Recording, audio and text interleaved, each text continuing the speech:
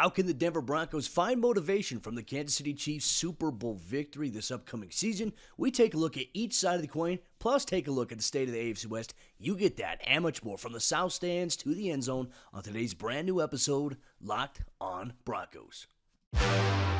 You are Locked on Broncos, your daily Denver Broncos podcast.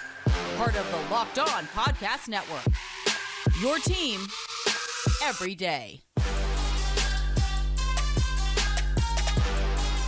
What's up, Broncos country? Welcome into a brand new episode of Locked on Broncos, your daily Denver Broncos podcast, part of the Locked on Podcast Network, your team every day. Just want to say thank you so much to everybody out there in Broncos country who tunes in every single day, making us your first listen of the day, free and available everywhere you get your podcast in audio format, or whether you watch on YouTube. Do us a favor, hit that subscribe or that follow button so you never miss out on a day's worth of Denver Broncos news, content, coverage, and more. I'm your host, as always, Cody Roark, Broncos reporter for Mile High Sports, joined alongside, as always, by my co-host and my good friend, Sayre, Bedinger, site expert, predominantlyorange.com. Unfortunately, we're sitting here on the aftermath of the Kansas City Chiefs winning Super Bowl 57, Sayre. And for us who cover the Broncos and for fans who, love the Broncos, who hate the Chiefs, it's definitely a tough pill to swallow, knowing, okay, hey, Kansas City, once again, they have bragging rights, and deservedly so. They're a good football team. And unfortunately, it's like, okay, hey, the Broncos are in the AFC West. Now, there's one thing you can view it, right? You can view it as, all right, this is the reality. The Chiefs are in the division. We'll just accept second place, which I hope nobody actually encompasses that mindset. I hope some people look at it. I know Broncos players, I texted a couple during the game, like, we got to dethrone them next year. We got to find a way to take it. And I think that's the perfect mindset to have. So despite the fact that Kansas City won, Sayre, the Broncos can find motivation from this victory that Kansas City had this past Sunday. Well, they really have to, Cody, because if they don't find motivation, if they do just take the mindset, like you said, of just accepting second place, we can get into the playoffs as a wild card. If you move the goalposts there, then you become the Buffalo Bills, the Miami Dolphins, and the New York Jets from 2001 to 2019. That's kind of what it felt like as I'm watching the game on Sunday night, and I'm watching the Kansas City Chiefs, and I'm thinking to myself, like you just said, they're a good team. Like, we can't sit here and bag on the Chiefs. Like, you can call them lucky all you want. The fact of the matter is, sometimes, that just happens to good teams, right? You get lucky in big moments, and that doesn't mean that you're a bad team. The Chiefs did everything else to win the game. Besides, people will blame the call late. So I don't think the Chiefs are just a lucky football team. I think they're good all around, and they're well coached. They're disciplined. They're fast. They do a lot of little things well throughout the game. They're very well schemed. The fact of the matter is, those teams that I just mentioned, the Jets, the Bills, the Dolphins, they surrendered first place in the AFC East basically for 20 years or so, however long that was in the AFC East, because the Patriots, Tom Brady, Bill Belichick, that was the dynasty. And those guys dominated. Those guys believed that they could go out there every year. All right, pencil us in for the Final Four, pencil us in for the Super Bowl. There was a stretch of time very recently where you could pretty much do that for Tom Brady. It feels like the Kansas City Chiefs have reached that kind of status where it's like, okay, pencil those guys in for at least the final 8 every year, if not the Final Four every year. Pencil in some home games at Arrowhead or whatever they call it these days in Kansas City for the playoffs. Cody, that's what it feels like, and that's the mentality that the Broncos are going to have to really fight against with this new regime, with Sean Payton in the fold. Well, and I couldn't help but imagine what Sean Payton, right? Because he was working the game for Fox, part of his final obligations. He was sitting there as the confetti was falling, looking at the Chiefs celebrating, and he had this serious look to him, which to me, I'm like, all right, this is a guy who says, all right, enjoy it now, right? And look, the Chiefs are top dog until somebody dethrones them. We've been having this conversation, what was it? How many years in a row we've been having this conversation when we do our offseason crossovers with everybody else in the AFC West? Denver has to dethrone them in order to get that recognition, in order to get that respect. Russell Wilson's going to have to play better. I do think that there are things that Denver can build off of, right? I think you look at this game and you watch how they beat the Eagles. I mean, it was a really good game until like the final couple of minutes based on a penalty. I mean, we talk about that another day. But for me, it's like, okay, if you're the Broncos, you're looking back saying, you know what, we can compete with the Chiefs. We've shown it. We've done it, right? And it's all about just being able to find consistency, finding the ability to be able to finish, right? If you have a lead in the game, protect the football, run the clock out, get stops on defense. As cliche as it may sound, Denver had some opportunities to do that. And, we could talk about officiating. I do remember in that last Broncos game against the Chiefs at Arrowhead, specifically, Courtland Sutton got called for a very terrible offensive pass interference call that potentially would have changed the outcome of the game. Denver might win that game, on that drive there. They might go down and score, and all of a sudden the Broncos are in full control of that game against the Chiefs. But you know what? You can come close. Winning is winning. Denver simply did not beat the Chiefs. They're going to have to find a way to beat the Chiefs. And I think that when we look at coaching, I think Sean Payton gives the Broncos the overall best chance. Now, this offseason in particular is going to be very interesting because the Chiefs are going to do a lot of different things to try to make some moves, try to restructure some money to free up some cap space. But for me, the Broncos can't be worried about the Chiefs. They got to worry about themselves. And I think that if they do that, Denver will have the formula next year, I think, to beat the Chiefs. But they have to do all the steps that lead up to it. They do. I mean, and that's going to involve getting faster on both sides of the ball. Once again, that's going to involve getting a solidified offensive line. I don't think that can be overstated enough. I know we talk about in the last couple of years how cliche it's been to really bring that up, right? To just say, oh yeah, the Broncos need an offensive line. Yeah, we get it. But that's the case now, like in a desperation type of situation, especially because I think this year's offensive line group in free agency is going to be strong. So the Broncos are going to have to get their ducks in a row of saying, okay, who's our, options 1, 2, 3, 4, 5 at all these different positions, and you got to attack it. I don't know that any spot besides Quinn Minor's spot at the right guard is really safe going forward, Cody, and I don't know what that looks like. And there's more than one way, to do that, to go about it, but they have plenty to look at when you look at the Kansas City Chiefs and how they're built. It's not just a matter of getting past them. It's a matter of, look, they're one of the teams in the NFL that's been doing it right for a really long time. Remember, when the Broncos had Peyton Manning, Andy Reid and the Chiefs were still a thorn in their side. So they've been good for the better part of the last 10 years.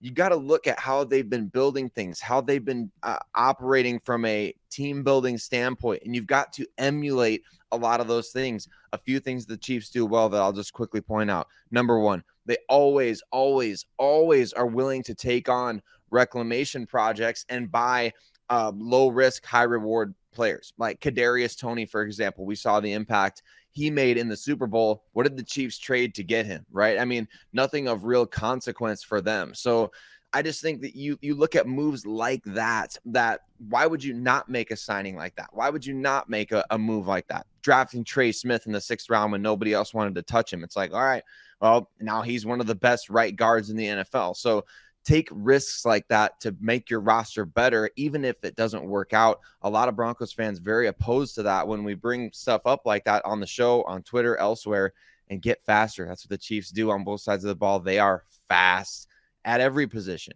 Could the Broncos maybe look at trading for Brandon Cooks, right? We mentioned speed and previous connection and things like that. Brandon Cooks has posted a lot of stuff on social media about Sean Payton, some good things. So we'll see how things go, my friend. But yeah, these are some things that the Broncos must do. Use this as motivation to beat the Chiefs next year. That's what the Broncos have to do. But what about the rest of the AFC West? We'll take a look at the state of the AFC West on today's episode, Lockdown Broncos. This episode of the show is sponsored by BetterHelp. And when you're at your best, you can do great things, but sometimes life gets you bogged down and you may feel overwhelmed or like you're not showing up in the way that you want to. Working with a therapist can help you get closer to the best version of yourself, because when you feel empowered, you're more prepared to take on everything that life throws at you. Now, for me personally, I've utilized BetterHelp in the past. It connects you with a therapist after you fill out a form, and if you don't vibe well with your therapist, you can always change therapists at any time. But I like that I could do it all from the comfort of my home. I could sit in bed doing therapy with a cup of coffee, but my therapist actually works with me on problems that I can solve to make my day-to-day even better. And you can too if that's where you're at. If you're thinking of giving therapy a try, BetterHelp is a great option. It's convenient, it's flexible, it's affordable, and it's entirely online.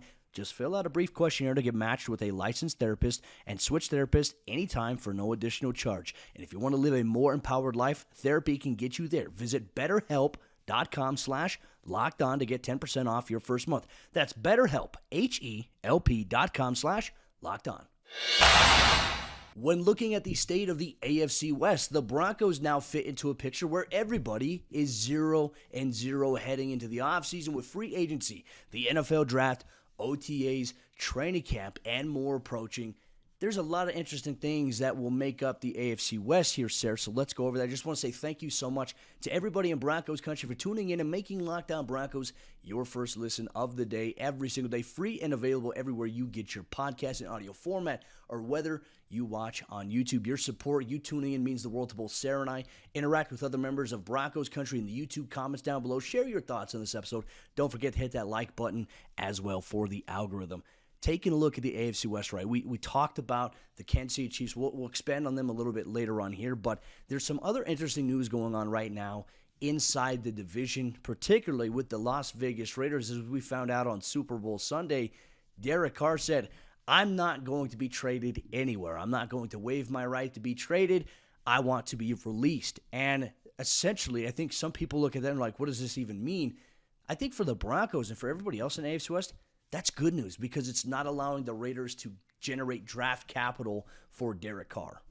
I love it, man. The more Derek Carr talks these last handful of weeks, Cody, the more I seem to like him. You know, the closer we get to removing him from silver and black, the closer we get to, I think, all of us really being able to root for the guy. Like, he's always been a good guy, a very difficult player to not like, you know, like we're with Phillip Rivers, you know, he was a trash talker on the field. It was easy to kind of dislike him from a fan standpoint.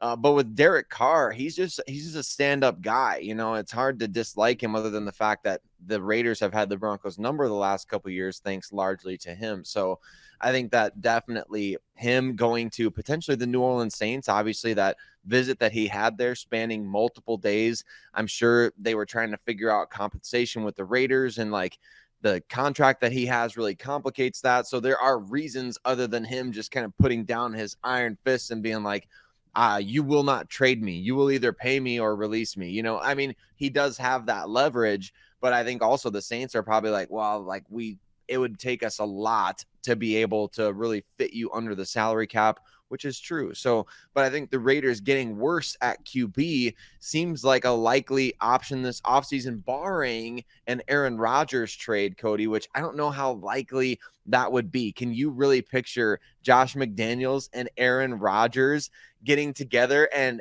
working together? I don't know or see that working in any way, shape, or form. Yeah, that's going to be interesting. What about Josh Jacobs, right? I think we could bring up what Sean Payton had said. They appeared, I think it was on Up and Adams. It was on one of the FanDuel shows in Phoenix last week. Josh Jacobs was there, and like Sean Payton wasn't talking directly to Josh Jacobs, but he said, you know, this guy's a terrific running back. There's going to be, I think everybody should have their eyes on him. Maybe we'll have our eye on him as well, which I know that there is a crowd here, and I certainly understand it. I'm not of the proponent of saying, hey, you need to go out in free agency and spend big-time money on a running back, because I also think you have to look at it. There's arguments to be had. You can see why running backs should get paid more is because they probably absorb the most contact in the NFL outside of guys that are linebackers. But for me, do you pay a running back, right? And look, I think Josh Jacobs has been, you mentioned Derek Carr, I think he's also been a thorn in the side of the Broncos. I mean, Denver seemingly hasn't found an answer to stop Josh Jacobs, and does he want to stay with the Raiders, right? So that's something else that they have to look at. There could be a lot of changes in Las Vegas, and hopefully they get worse from that standpoint. But let's go to the Los Angeles Chargers. Justin Herbert just had offseason shoulder surgery. He should be fine by the start of training camp there. But the Chargers are a team that made it to the playoffs this past year. That was the one thing. They had a massive lead in the playoffs, and then they lost that lead in just dramatic fashion. That left a sour taste in their mouths. They've made changes as well. I mean, you still have Herbert on a rookie contract. You still have Mike Williams. You still have Austin Eckler.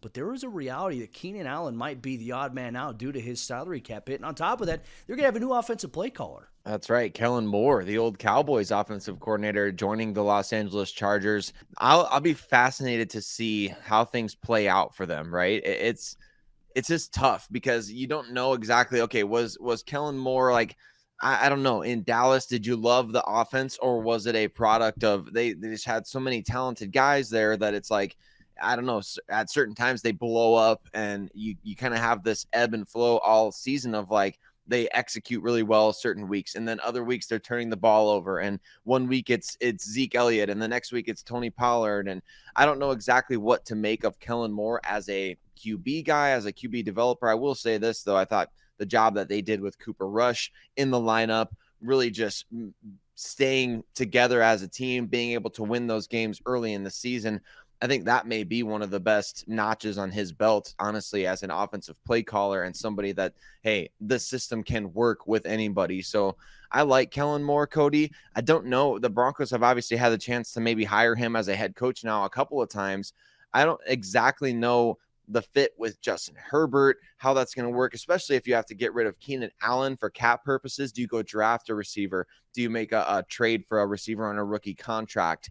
There's a lot of different factors here at play for the Chargers that's like they're kind of like teetering for me between they could skyrocket at any second, but like we expect that every year from them. And I feel like they could just kind of tank with Brandon Staley being on the hot seat. You're changing offenses. You know, you got Herbert's shoulder surgery. You got Keenan Allen could be cut. I don't exactly know where to go with the Chargers from here.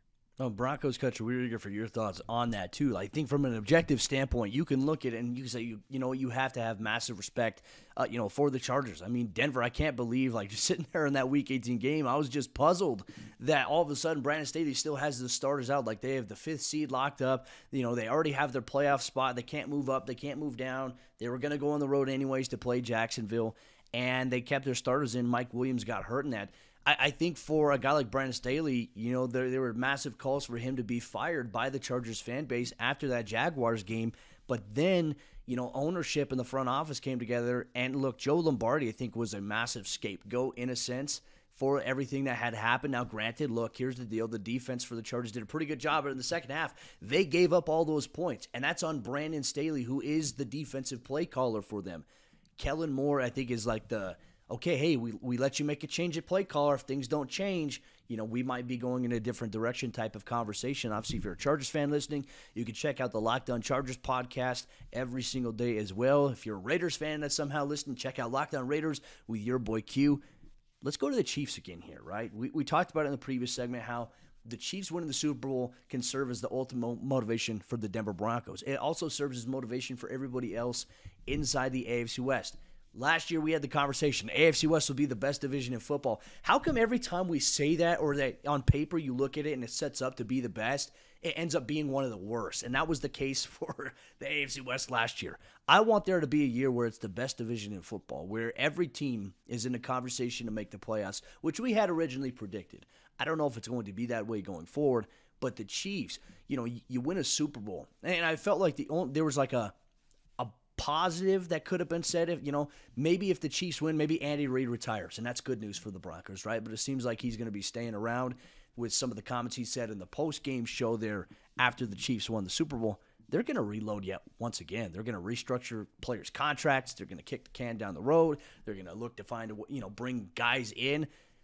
This is a tough state here. And look, Kansas City, once again, is still going to be a very good challenge. Like, they're very good right now. They got a lot of promising rookies, and they have a chance to add even more. Yeah, that's the scary thing, Cody, is that they're already in the green on the salary cap, which, like, we know for them, I think last year they were like barely $1 million, if even $1 million under the salary cap, and they still made all these different moves that you're like, how are the Chiefs, where are they getting these funds? Like, how are they manipulating the cap? But it's so easy to do that. Broncos country, you got to understand, as we talk about, you know, the Josh Jacobs and the offensive line and this, that, and the other, just know that it's very possible to do all of these things. NFL teams do it all the time who have a lot of cash on hand. So that's the reality for the Kansas City Chiefs. A great draft class, like you mentioned, Cody, once again, literally from the top to the bottom. The corner out of Washington State picking off a pass against the Bengals. I can't remember his name off the top of my head, but yeah. I mean, they continually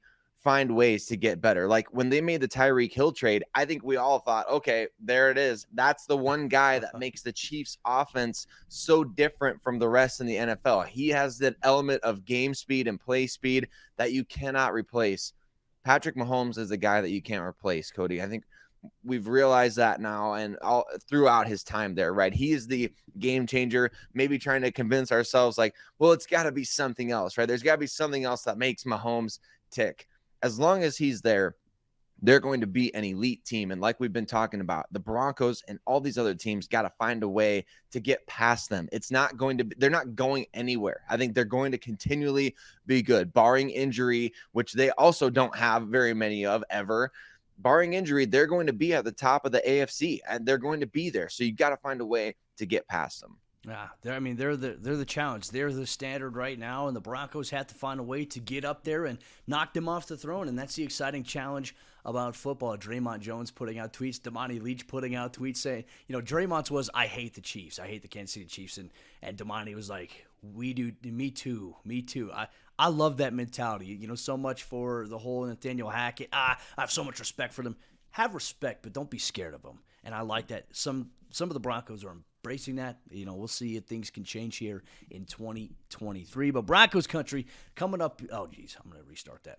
But Broncos country, former Denver Bronco Emmanuel Sanders sat down with me at Radio Row and shared his thoughts on Sean Payton, including a story about where Sean Payton relates really well to the players and does a lot of things for the players. What does that entail? You'll get that on today's episode of the show. But this episode of Locked On Broncos is brought to you by our friends at Built Bar. As you know it, the best tasting protein bar that is out there on the market today. Each bar contains 17 grams of protein, 130 calories, and only 4 grams of sugar. We've always raved about how you could get a box of Built Bar at Built.com, which you can still do that. But what if I were to tell you, you could go to your local Walmart or your local Sam's Club and you could pick up a box directly in the store with flavors like brownie batter, with peanut butter brownie, with coconut almond. You have the option to now go and pick up a box at Walmart. If you go to Walmart, you can go to the pharmacy section. You get a 4-pack there. If you go to Sam's Club, you could get a bulk box of 13 Built Bars today. So make sure you check it out. Tastes 100% like a candy bar. The bars are covered in 100% milk chocolate. So go grab one and thank Locked On Broncos later. Former Denver Bronco Emmanuel Sanders sat down with me at Radio Row this past week in Phoenix, Arizona to talk about Super Bowl 50, but more so highlight the newest Broncos head coach. Thank you so much, Broncos Country, for tuning in and making Locked On Broncos your first listen of the day. Every single day we have a show for you because guess what? For the true fan, there is never an off-season. There's always something to talk about. There's always an option to be analyzed. You get that here every single day all year long. Sayre, you had a chance to listen to the Emmanuel Sanders interview that I was able to do at Radio Row with him. A lot of great stories, a lot of great insight from him. But I think that it also dispelled some of the narratives that, Sean Payton is going to come in and, it's going to be my way or the highway. Sean Payton doesn't seem like he operates that way. And as he has said, he's he's old school with a blend of new school in him. And players that I've talked to that have played for Sean Payton previously, including Emmanuel Sanders, they seem to confirm that. Right. And you talk about what is a player's coach? Like people say that a lot. What does that actually mean? I think one of the best examples of the difference between what you think a player's coach might be and what a player's coach really is Nathaniel Hackett kind of versus Sean Payton here, right? Nathaniel Hackett, very much so hey, I want to get to know your family. I want to be your friend type of person, which is a great quality of his that I think endears him to a lot of players, including stranger guys like Aaron Rodgers. But with somebody like Sean Payton, Cody, what we're talking about as a player's coach is, and I love this nugget that you threw in, that Emmanuel Sanders needed 8 catches to get to $500,000 in incentives. So week 16 of a season, he goes out and he gets him these 8 catches. And it's like, that to me is a player's coach. It's like, hey, the coach knows what you need to get to an incentive. Like he wants to help you get your money. And of course we know the bottom line is all about winning in the NFL. Of course we know that. And it's not to say we're sacrificing the game so Emmanuel can get his $500K, but it's like, no, like let's win. And let's also make sure these players eat and they get what's coming to them. Like that's a player's coach right there that knows, okay, you came here to catch passes. You came here to be productive and you signed this contract with an incentive in it. We're not going to try to, how a lot of teams, people don't realize this, Cody, a lot of teams will like bench players with incentives coming up. Not Sean Payton. He's out there getting these guys the incentives. So I love that. That to me is what a player's coach really is. What's crazy about that story is not like Emmanuel was like, hey, coach, I need 8 catches. Emmanuel Sanders going through his weekly preparation as a member of the New Orleans Saints, and Sean Payton comes up to him and says, hey, I know you need these 8 catches to get this money. I'm going to go get that for you. And he did that. And the really cool thing is after, he got those 8 catches and Emmanuel had that $500K bonus incentive triggered because of that, being in his contract, Sean Payton signed the game script that got him the 8 catches to get that money. That right there is huge. And I also think it's worth noting, what Emmanuel Sanders said. He said, it's Sean Payton. It's fun. And what he meant by that, too, he said, there's that $30,000 speaker system. He calls it Club Dub, which I'm excited. I hope the Broncos take many trips to Club Dub this upcoming season. But Club Dub is essentially, there's lights and there's loudspeakers, $30,000 worth of equipment that Sean Payton alluded to in his introductory press conference, that if you win, the sound speakers on that, it's so intricate to the point, it gets as loud as it can. You can hear it on the other side of the stadium in the opposing locker room. That's what he wants to create, that standard. He wants it to be where opposing teams who've just lost to the Broncos think, what are they doing in there? Like, what's going on over there in Denver? He wants that there. And we all heard Sean Payton say it. It's all about the details. Emmanuel Sanders confirmed it. He says he pays attention to the details. He's going to be relatable to the players. I also think of Mike Tomlin. I think of a player's coach. And I think Sean Payton's pretty close to that. I do too, Cody. I love that. I love the Club Dub thing because it kind of reminds me, I'm an Iowa Hawkeyes guy. Well, at the Iowa Hawkeyes at Kinnick Stadium, the visiting locker room is painted completely pink, and it's all just to to play those mental games with you, right? And it's kind of just a funny thing, but it's like you want teams to come to Denver not wanting in their mind before the game even begins. You want them to not want to hear the Club Dub at the end of the game. Like you want them to be thinking, I better not hear Club Dub at the end. Like you want them to be dreading the fact that they can hear the bumping coming from the home team's locker room, because that's a mental hurdle that they have to get over. That's just one of those finer details I think Sean Payton really brings to the table.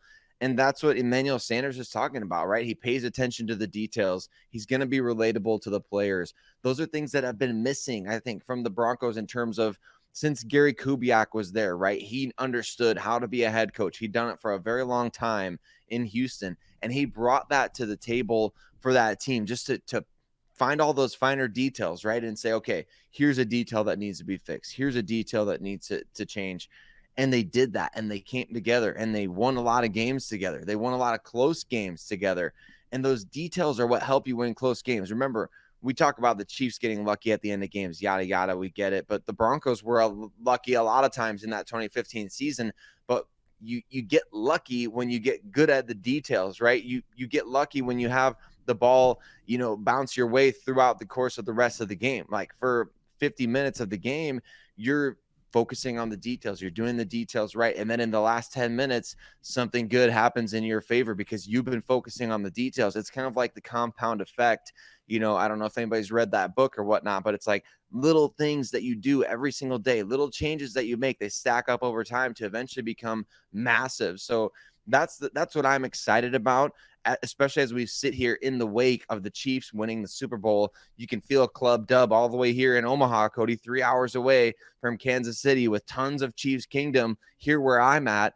You can feel Club Dub in Broncos country, and you want to feel it from the other side. You want them to hear it. So I love that from Sean Payton, and I hope he brings that to Denver, like you said. What is the saying? Luck is where preparation meets opportunity, right? And universal flow, right? It's like the Rosberg garden, planting the seeds. We'll see if the Broncos garden grows this upcoming season here with Sean Payton now under the helm as the head coach. One thing is for certain, Broncos country, every single day, every step of the way, you'll have a brand new episode of Locked On Broncos on your favorite audio podcasting platforms, or whether you watch on YouTube. If you love today's episode of the show, make sure you hit that follow or that subscribe button. If you're listening on Apple Podcasts, it would mean the absolute world to Sayre and I if you would go and leave us a review. If you love Locked On Broncos, leave us a 5-star review. Tell us why you tune in every single day, every step of the way. With that said, Broncos country, Sayre and I, we'll be back tomorrow for a brand new episode of the show.